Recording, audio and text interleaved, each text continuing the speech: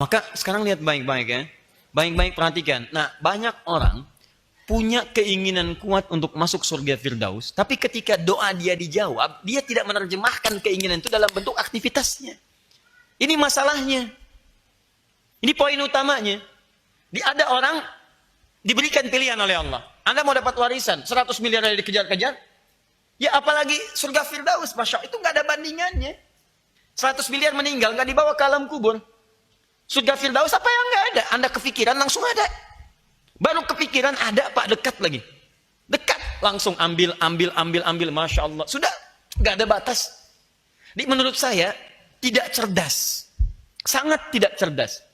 Orang-orang yang diberikan satu anugerah melimpah, tapi dia memilih yang sedikit, sangat tidak cerdas. Dan yang sedikit itu, bahkan tidak dia gunakan dalam kehidupannya. Hanya sekedar dipegang aja. Pegang, bikin status, 100 miliar, ceklik, dipakai enggak? Silahkan cek. Nah, jadi kita mesti berpikir dengan cerdas, dan kecerdasan ini harus ditanamkan spirit di dalamnya. Sebab kalau nggak diisi dengan roh, percuma kecerdasan itu. Akan dipakai pada sisi yang lain lagi. Karena itu ketika Anda mengharapkan, saya pengen mendapatkan warisan surga Firdaus, diburu, dikejar segalanya. Apa aktivitas yang bisa mengantarkan pada raihan itu? Maka turunkan, naikkan ke atas. 9, 8, 7, 6, 5, 4, 3, 2, 1, peng. Qad aflahal mu'minun. Qad aflahal mu'minun. Dibuka dengan kalimat iman. Orang beriman pasti bahagia. Apa yang menjadikan dia bahagia? Teruskan dulu ke bawah tadi. Dia mendapatkan surga Firdaus. Apa amalan mendapatkan itu? Lihat satu. Alladzina hum fi salatihim khashi'un. Dia salat dan salatnya dia berusaha untuk khusyuk. Lihat. Jangan kira Anda yang semua salat bisa masuk surga Firdaus. Karena kalau Anda ingin masuk surga Firdaus, syarat pertama dalam salatnya khusyuk. Salat khusyuk. Masya Allah. Nih. Awas, hati-hati. Hati-hati. Salat, insya Allah semua orang Islam wajib salat. Tapi apakah setiap yang salat itu khusyuk? Awas. Ada orang yang khusyuk, ada orang yang tidak khusyuk. Jadi kalau Anda, mohon maaf ya, Anda ini punya visi akhirat, akhiratnya ingin ke surga, sekarang kita mulai praktek. Saya ingin ke akhirat nanti, masuk surga. Surganya, surga Firdaus. Saking inginnya saya ke surga Firdaus, Bapak saya menamai saya dengan Firdaus. Bagaimana cara mewujudkannya? Saya mesti bersiap dengan maksimal, mesti hati-hati, mesti semangat. Karena waktunya telah dimulai, bunyinya telah muncul, dan disitulah kemudian saya mesti hadirkan rencana-rencana saya. Satu, apa amalannya? Salat. Lihat sini, berarti dalam 24 jam sehari Allah berikan saya kesempatan hidup, saya mesti tunaikan salat ini. Bagaimana cara salatnya? Ternyata tidak semua orang salat bisa masuk ke surga Firdaus. Alladzina hum fi salatihim khashi'un, yang khusyuk dalam salatnya. Maka perhatikan baik-baik ya. Orang yang benar-benar punya visi, target dia masuk surga Firdaus, dia tidak akan sekedar salat. Dia akan mencari bagaimana caranya supaya saya bisa khusyuk dalam salat saya. Dia akan pelajari apa itu salat khusyuk. Bagaimana mendapatkan kehusyuan. Semua perangkat kehusyuan dia akan hadirkan dalam diri dia. Apa capaian utamanya? Ini poinnya.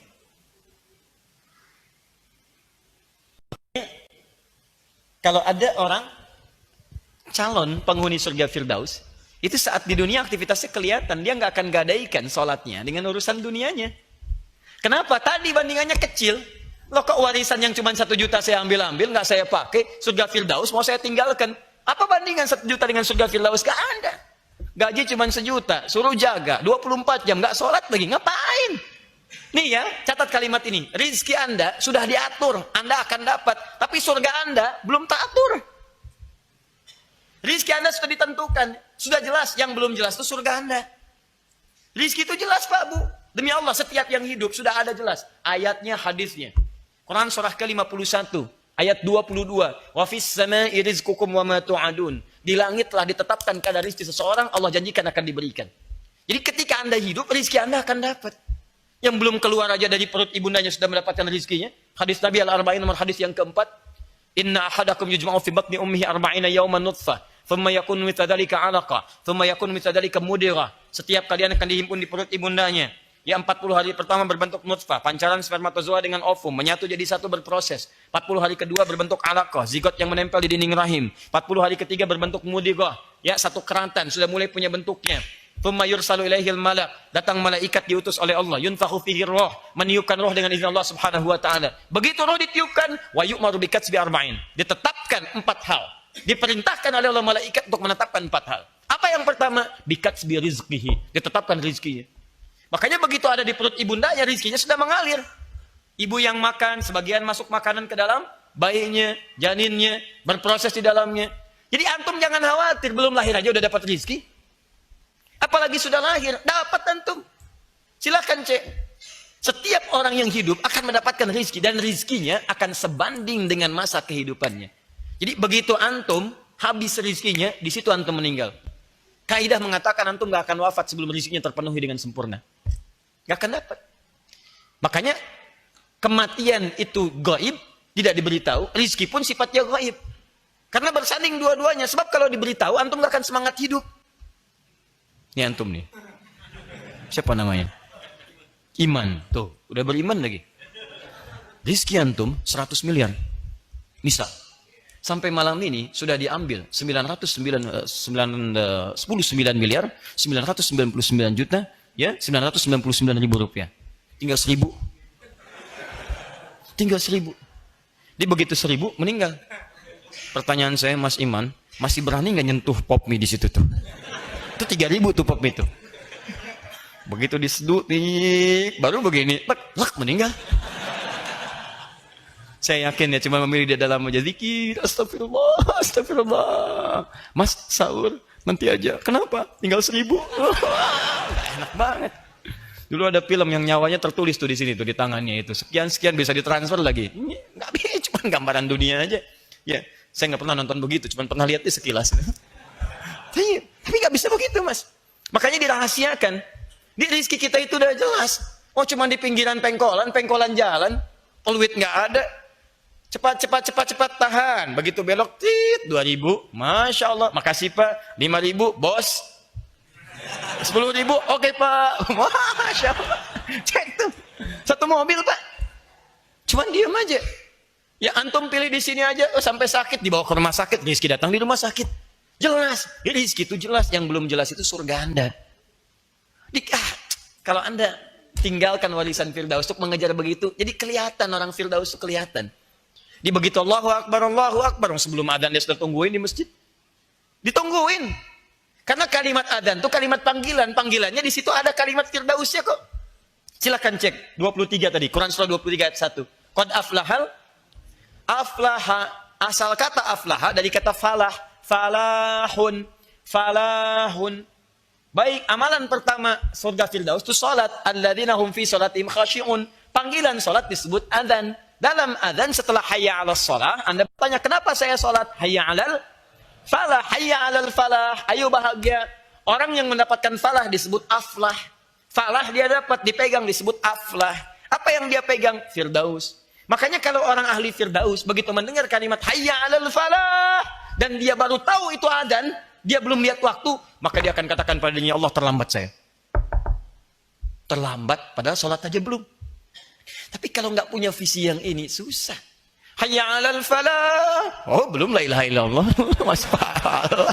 Jauh. Tuh. Sudah. Susah. Takut meninggal aja. Cuma jadi catatan di tulisannya. Ingin masuk surga Firdaus. Pulang ke rumah, baiti jannati. Rumahku surgaku. Ayo, rumahnya masuk surga, dianya enggak. Ayo cek. Terus lizakati sa'idun, anil lagwi mu'ridun, dan seterusnya. Turunkan jadi satu kehidupan. Nah, karena itu saya sarankan pada Anda, kita sebetulnya mulai sih beberapa tempat, bikin hunian, bikin bimbingan, tapi sebetulnya konsep ini Anda bisa bawa ke tempat Anda sendiri. Kenapa di rumah tidak Anda turunkan? Nih, saya insya Allah bersama keluarga memiliki ikrar, insya Allah masuk surga Firdaus. Ya Allah, mohon ya Allah, mohon ya Allah. Kata Allah, jangan banyak memohon, ini saya berikan tiketnya. Ini tiketnya, kamu mohon saya berikan. Kamu mohon, saya sampaikan. Apa itu tiketnya? Sudah turunkan. Salat, zakat. Hindarkan dari yang tidak penting. Anil lagwi mu'ridun. Tidak penting. Segala hal yang tidak penting, tidak esensial. Teruskan. Maaf, li furujihim hafizun. Kemudian dia menjaga kehormatan dirinya. Kita bergaul secara bebas yang tidak ada batasan. Menjaga kehormatan diri. Masya Allah. Ini turunkanlah jadi pedoman kehidupan.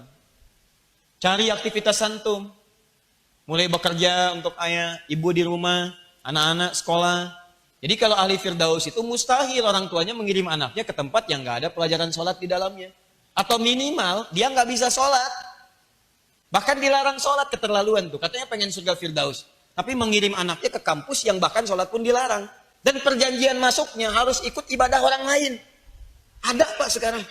Demi Allah saya katakan, saya mengalami situasi itu. Orang tua mengadukan pada kami, anak yang diterima di satu kampus, masuk luar biasa, hebat Pak, prestisius kampusnya. Syarat pertamanya, dia tidak boleh dilarang oleh orang tuanya untuk ikut ibadah di tempat itu yang dikerjakan dalam naungan kampus yang dimaksudkan.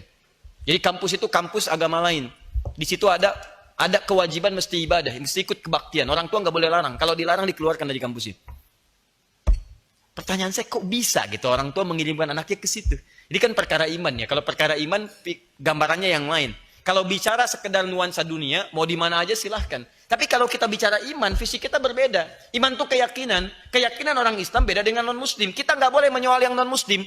Tugas kita hanya menerangkan. Mau ikut silahkan, mau tidak terserah Anda. Lakum dinukum waliyadin. Dan pembahasan kita saat ini, itu pembahasan yang dilindungi oleh undang-undang kita.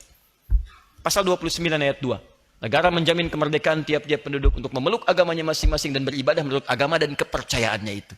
Kita percaya dengan konsep keislaman. Kita percaya dengan Quran. Maka kita terjemahkan kepercayaan kita dalam bentuk aktivitas yang disebut dengan ibadah. Tapi kita pun tidak boleh kita usil kemudian mengganggu orang lain. Yang di luar kepercayaan kita silahkan. Tugas kita berdakwah, sampaikan.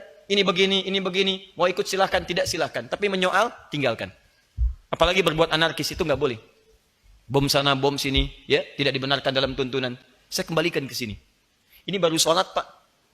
Antum nih yang itikaf di sini, coba cek pekerjaan Anda selama ini.